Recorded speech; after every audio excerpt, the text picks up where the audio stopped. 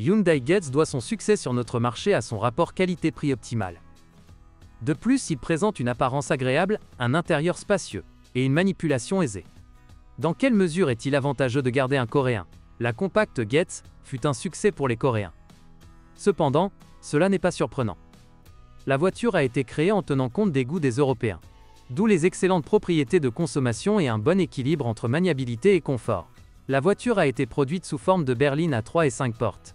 Du Mans, la Getz était équipée de moteurs essence de 1,1 litre, 62 chevaux, 1,3 litre, 82 chevaux et 1,6 litre, 105 chevaux, ainsi que d'un turbodiesel de 1,5 litre, 82 et 105 chevaux. Nous avons vendu uniquement des versions essence. La transmission standard est une manuelle à 5 vitesses, tandis qu'une automatique à 4 vitesses est proposée avec tous les moteurs à essence à l'exception du 1,1 litre. Notre marché secondaire est dominé par les véhicules des concessionnaires. La voiture, petite à l'extérieur, est assez spacieuse à l'intérieur grâce à sa carrosserie haute.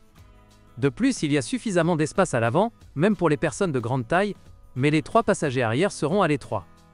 Le coffre est petit, mais suffisant pour les sacs de supermarché. De plus, les dossiers des sièges arrière se rabattent pour créer un compartiment assez spacieux avec un plancher plat. Le Getz est bien équipé et se décline en 2 niveaux de finition principaux. La version de base GL comprenait un airbag conducteur et des vitres avant électriques. La version GLS est sensiblement plus riche. Elle dispose également de l'ABS et de la climatisation, mais sur le marché secondaire, il n'y a presque pas de voitures sans radio et sans accessoires électriques. Les moteurs sont de conception simple, de fonctionnement sans prétention, et ne nécessitent qu'un entretien en temps opportun, une fois tous les 10 000 km. Le plus cher est tous les 60 millième programmes, au cours desquels, en plus du changement d'huile et des filtres, la courroie de distribution et les galets tendeurs sont mis à jour. Cette opération n'est pas à négliger.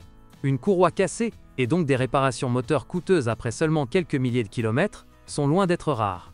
Les bougies d'allumage sont conçues pour 30 000 km, mais ne peuvent supporter cette quantité que lorsqu'elles sont remplies d'essence de haute qualité. La voiture est équipée d'une transmission manuelle à 5 vitesses, ou d'une transmission automatique à 4 vitesses, sauf pour le moteur, 1,1 litre. Il n'y a généralement aucun problème avec les boîtes de vitesse, du moins pendant les premiers 100 000 à 150 000 km. Il ne nécessite que des vidanges d'huile régulières, transmission automatique, tous les 45 000 km, et transmission manuelle, 2 fois moins souvent. Dans la suspension, après 50 000 km, les jambes de force et les bagues stabilisatrices tombent en panne. Les amortisseurs avant résistent parfois à 80 000 km. Habituellement, à ce stade, le châssis nécessite une révision sérieuse. Les conseils de direction, les rotules et les roulements de roues doivent généralement être remplacés. Le système de freinage Getz est fiable, mais nécessite également une attention particulière. Les disques de frein doivent être remplacés tous les 30 000 km et les plaquettes 2 fois plus souvent. Les freins à tambour arrière ne nécessitent aucune intervention avant 100 000 km ou 5 ans. Les moteurs sont d'une qualité enviable, même si après 60 000 km les joints spi du vilebrequin avant et arrière devront être remplacés. Les supports moteurs tomberont en panne au bout de 100 000 km. Mais il ne faut pas attendre le moment où les vibrations du moteur se transforment en un fort cognement.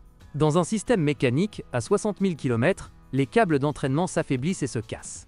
À ce kilométrage, les capteurs de vitesse de la transmission automatique pour les arbres d'entrée et de sortie commencent à mal fonctionner, c'est pourquoi la transmission automatique fonctionne par saccade ou passe en mode d'urgence. La suspension avant nécessitera des interventions fréquentes, mais celles-ci sont compensées par la disponibilité des pièces détachées.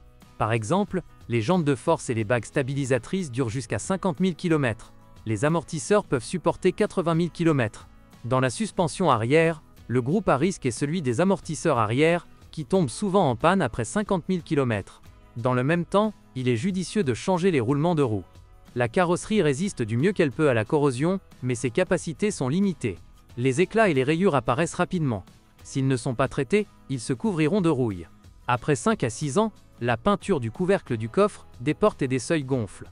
Bonjour les amis. Vous cherchez une voiture d'occasion? Vous devez prêter attention au site web carm.pro. Carm.pro est grand catalogue de voitures, moteurs, boîtes de vitesse. Et le meilleur, c'est que vous pouvez trouver des informations sur les pannes de n'importe quelle pièce. Complètement gratuit. Allez sur le site web carm.pro et découvrez tous les éventuels